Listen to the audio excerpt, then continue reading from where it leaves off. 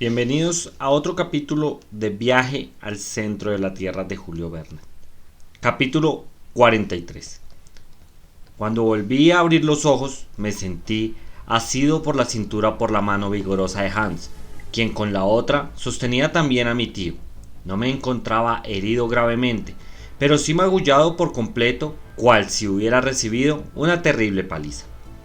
Me encontré tendido sobre la vertiente de una montaña a 2 pasos de un abismo en el cual me habría precipitado al menor movimiento. Hans me había salvado de la muerte mientras rodaba por los flancos del cráter. ¿Dónde estamos? ¿Dónde estamos?, preguntó mi tío, dando muestra de gran irritación por haber salido a la superficie de la tierra. El cazador se encogió de hombros para manifestar su ignorancia.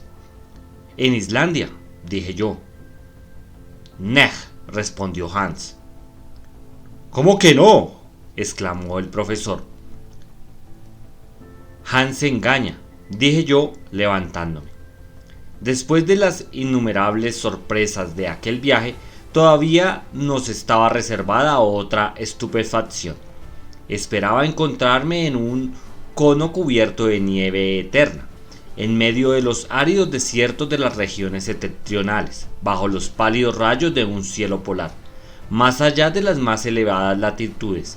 Más en contra de todas mis suposiciones, mi tío, el islandés y yo nos hallábamos tendidos hacia la mitad de la escarpada vertiente de una montaña calcinada por los ardores de un sol que nos abrazaba.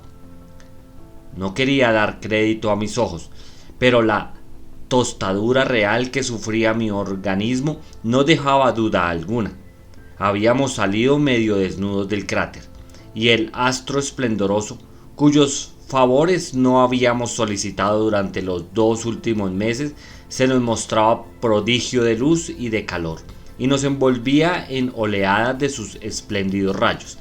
Cuando se acostumbraron mis ojos a aquellos resplandores, a los cuales se habían deshabituado, me valí de ellos para rectificar los errores de mi imaginación. Por lo menos quería hallarme en Spielberg, y no había manera de convencerme de lo contrario. El profesor fue el primero que tomó la palabra diciendo: «En efecto, este paisaje no se parece en nada a los de Islandia». «¿Y a la isla de Juan Mayen?», respondí yo. «Tampoco, hijo mío. ¿No es este un volcán del norte, con sus colinas de granito y su casquete de nieve? Sin embargo, mira, Axel, mira, encima de nuestras cabezas, a 500 pies a lo sumo, se abría el cráter de un volcán por el cual se escapaba de cuarto en cuarto de hora con fuerte detonación una alta columna de llamas mezcladas con piedra pómez, ceniza y lavas. Sentía las convulsiones de la montaña, que respiraba como las ballenas arrojando de tiempo en tiempo fuego y aire por sus enormes respiraderos.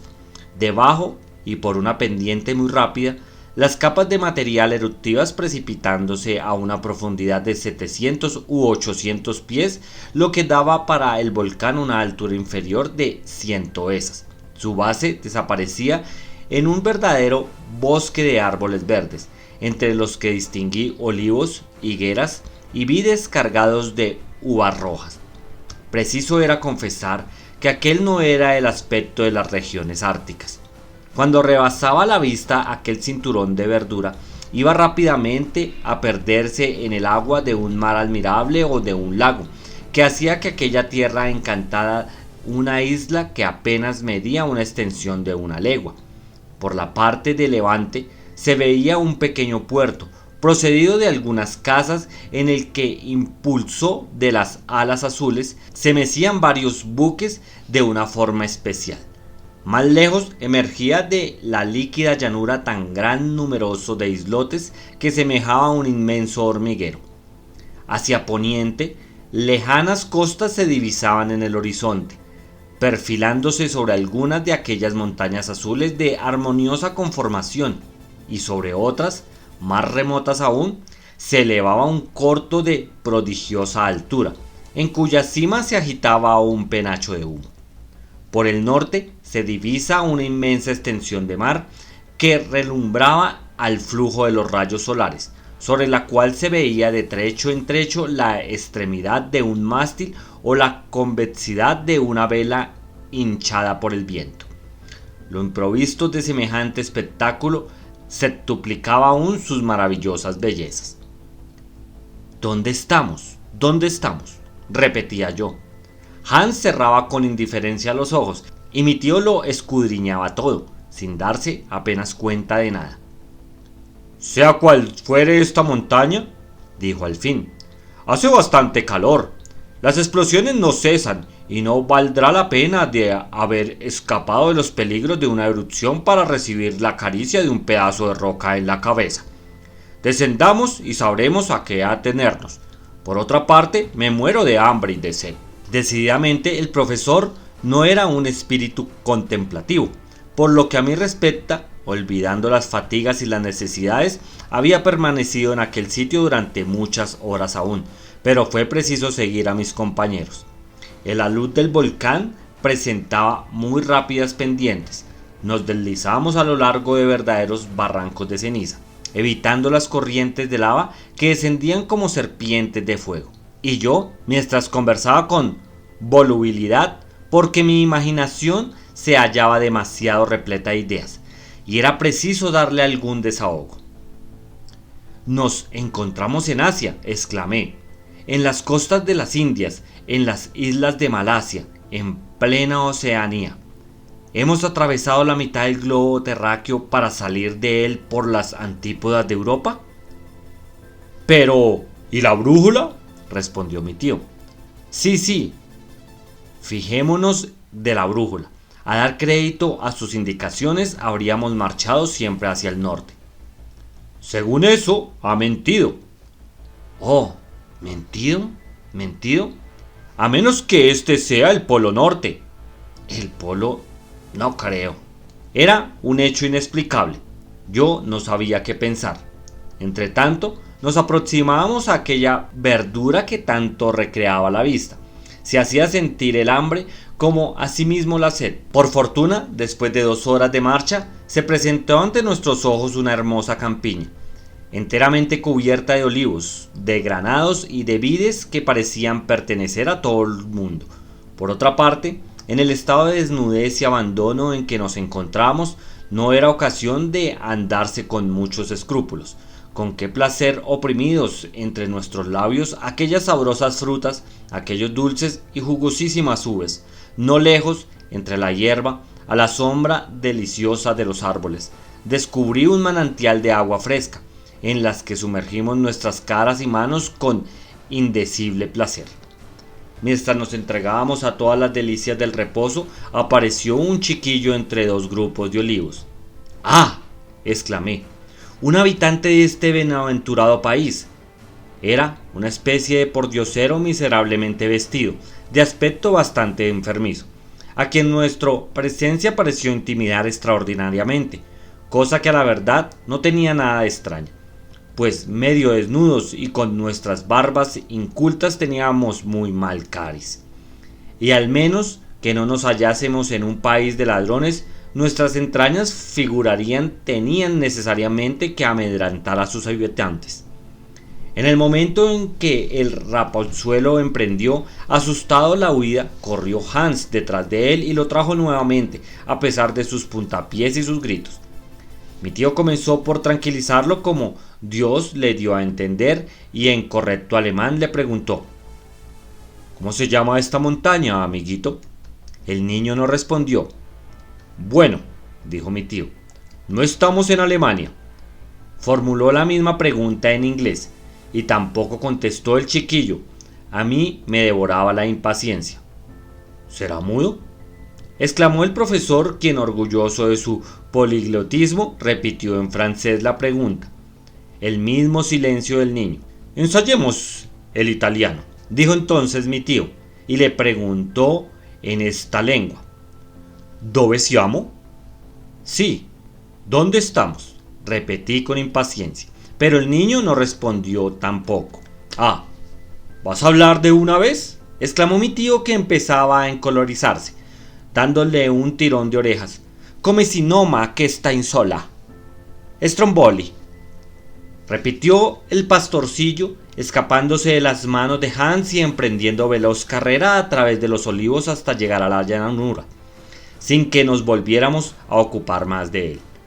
El Stromboli, que en efecto produjo en mi imaginación aquel nombre inesperado, nos hallábamos en pleno Mediterráneo, en medio del archipiélago Eloi, de mitología memoria, en la antigua Strongylet, donde Éole tenía encadenados los vientos y tempestades, y aquella montaña azules que se veía por eran las montañas de Calabria, y aquel volcán que se erguía en el horizonte del sur era nada menos que el implacable Etna. El Stromboli, repetía yo, el Stromboli. Mi tío me acompañaba con sus gestos y palabras. Parecía que estábamos cantando un dúo. ¡Oh! ¡Qué viaje! ¡Qué maravilloso viaje! Entrar por un volcán y salir por otro situado a más de 1200 leguas del Snæfell, de aquel árido país de Islandia, enclavado en los confines del mundo. Los azares de las expediciones nos habían transportado al seno de las más armoniosas comarcas de la tierra. Habíamos trocado la región de las nieves eternas por la de la verdura infinita, y abandonado las nieblas cenicientas de las zonas heladas para venir a cobijarnos bajo el cielo azul de Sicilia. Después de una deliciosa comida compuesta de frutas y agua fresca, volvimos a ponernos en marcha con dirección al puerto de Stromboli. No nos pareció prudente divulgar de manera cómo habíamos llegado a la isla. El espíritu supersticioso de los italianos no hubiera visto en nosotros otra cosa que demonios vomitados por las entrañas del infierno. Así que nos resignamos a pasar por pobres náufragos. Era menos glorioso, pero mucho más seguro. Por el camino oí murmurar a mi tío: pero esa brújula que señalaba al norte, ¿cómo explicarse este hecho? A fe mía, dije yo con el mayor desdén, que no vale la pena que nos devanemos los sesos tratando de buscar una explicación. ¿Qué dices, insensato? ¿Un catedrático de Johannes que no supiera dar una explicación de un fenómeno cósmico sería un borracho inaudito?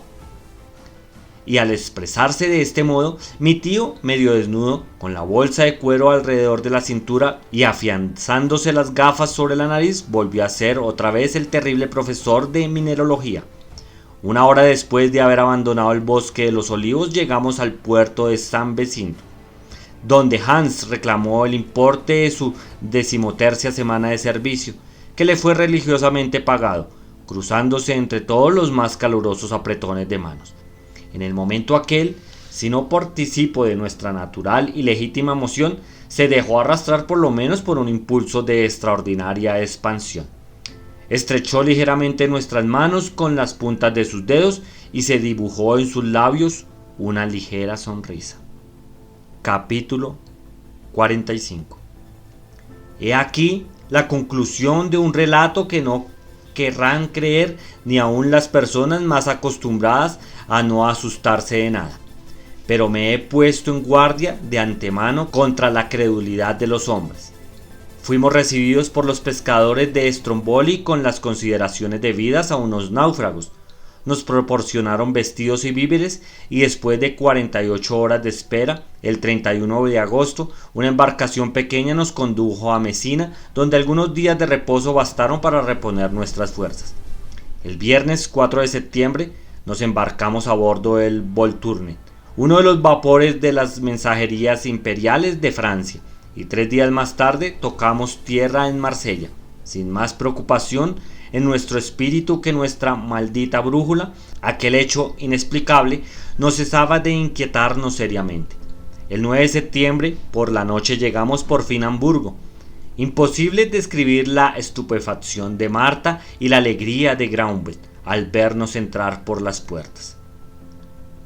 «Ahora eres un héroe», me dijo mi adorada prometida. «No tendrás necesidad de separarte más de mí, Axel». La miré y ella me sonrió entre sus lágrimas. Pude calcular al lector la sensación que producirá en Hamburgo la vuelta del profesor Lindenbrock. Gracias a las indiscreciones de Marta, la noticia de su partida para el centro de la tierra se había esparcido por el mundo entero, pero nadie le creyó, y al verlo de regreso, tampoco se le dio crédito. Sin embargo, la presencia de Hans y las informaciones de Islandia modificaron la opinión pública. Entonces mi tío llegó a ser un personaje importante y yo el sobrino de un ilustre sabio, lo que ya es alguna cosa. La ciudad de Hamburgo dio una fiesta en nuestro honor. Se celebró una ascensión pública en el Johanneum, en el que el profesor hizo un detallado relato de su expedición, omitiendo naturalmente los hechos extraordinarios relativos a la brújula. Aquel mismo día depositó en los archivos de la ciudad el documento de Sannunsen, expresado el vivo sentimiento que le causaba el hecho de que las circunstancias, más poderosas que su voluntad, no le hubiesen permitido seguir hasta el centro de la tierra las huellas del explorador islandés. Fue modesto en su gloria, lo cual hizo aumentar su reputación. Tantos honores tenían necesariamente que suscitarse envidiosos. Así sucedió. En efecto, y como sus teorías basadas en hechos ciertos contradecían los sistemas establecidos por la ciencia sobre la cuestión del fuego central, sostuvo verbalmente y por escrito muy notables polémicas con los sabios de todos los países. Por lo que a mí respecta, no puedo aceptar su teoría relativa al enfriamiento, a pesar de cuanto he visto. Creo y seguiré creyendo siempre en el calor central, pero confieso que ciertas circunstancias, aún no muy bien definidas, pueden modificar esta ley bajo la acción de ciertos fenómenos naturales. En el momento en que más enconadas eran las discusiones, experimentó mi tío un verdadero disgusto. Hans, apenas de sus ruegos, se marchó de improviso de Hamburgo. El hombre, a quien todo se lo debíamos, no quiso permitir que le pagásemos nuestra deuda, minado por las nostalgias que le producía el recuerdo de su querida Islandia. Farval, nos dijo un día, y sin más despedida partió para Reykjavik, a donde llegó felizmente. Profesábamos un verdadero afecto a aquel hombre singular que nos había salvado la vida en varias ocasiones. Su ausencia no nos hará olvidar la deuda de gratitud que tenemos con él contraída, y abrigo la esperanza de no abandonar este mundo sin volver a verle otra vez. Para concluir, añadiré que este viaje al centro de la Tierra produjo una unánime sensación en el mundo. Fue traducido e impreso en todas las lenguas. Los más importantes periódicos publicaron sus principales episodios, que fueron comentados, discutidos, atacados y defendidos con igual entusiasmo por los creyentes e incrédulos. Y cosa rara, mi tío disfrutó todo el resto de su vida de la gloria que había conquistado, y no faltó un señor Browning que le propusiese exhibirle a muy elevado precio en los Estados Unidos. Pero un profundo disgusto, un verdadero tormento amargaba esta gloria. El hecho de la brújula seguía sin explicación, y el que semejante fenómeno no hubiese sido explicado constituía verdaderamente un suplicio para la inteligencia de un sabio. El cielo, sin embargo, reservaba a mi tío una felicidad completa. Un día, arreglando en su despacho una colección de minerales, descubrí la famosa brújula y me puse a examinarla. Hacía 6 meses que estaba allí, en un rincón, sin poder sospechar los quebraderos de cabeza que estaba proporcionando. ¡Qué estupefacción la mía! Lancé un grito que hizo acudir al profesor. ¿Qué ocurre?, preguntó. ¡Esta brújula! ¿Qué? Acaba... que su aguja señala hacia el sur, en vez de señalar hacia el norte. ¿Qué dices? Mire usted, sus polos están invertidos. ¿Invertidos? Mi tío miró, comparó y pegó un salto que hizo retemblar la casa. ¡Qué luz tan viva iluminó de repente su inteligencia y la mía! ¡De suerte!, exclamó cuando pudo recuperar el uso de la palabra, que desde nuestra llegada al cabo Sannunsen, la aguja de esta condenada brújula señalaba hacia el sur, en vez de señalar hacia el norte. No cabe duda alguna. Nuestro error se explica entonces de un modo satisfactorio. Pero, ¿qué fenómeno ha podido producir estas inversiones de sus polos? La cosa no puede ser más sencilla. Explícate, hijo mío. Durante la tempestad que hubo de desarrollarse en el mar de Lindeburg, aquel globo de fuego que emanó el hierro de la balsa desorientó nuestra brújula invirtiendo sus polos. ¡Ah!, exclamó el profesor soltando la carcajada. Buena nos la ha jugado la electricidad. A partir de aquel día fue mi tío el más feliz de los sabios y yo el más dichoso de los hombres, porque mi bella curlandesa renunció a su calidad de pupila, ocupó en la modesta casa de Conning Street el doble puesto de sobrina y de esposa. No creo necesario añadir que su tío fue el ilustre profesor Otto Lindenbrock, miembro correspondiente de todas las sociedades científicas geográficas y mineralógicas de las 5 partes del mundo. Bueno amigos, muy agradecido a todos por escuchar esta lectura del gran escritor Julio Verne. Así acabamos el libro Viaje al centro de la Tierra. Espero que les siga gustando las lecturas y más adelante empezaremos con una nueva aventura. Gracias y hasta la próxima.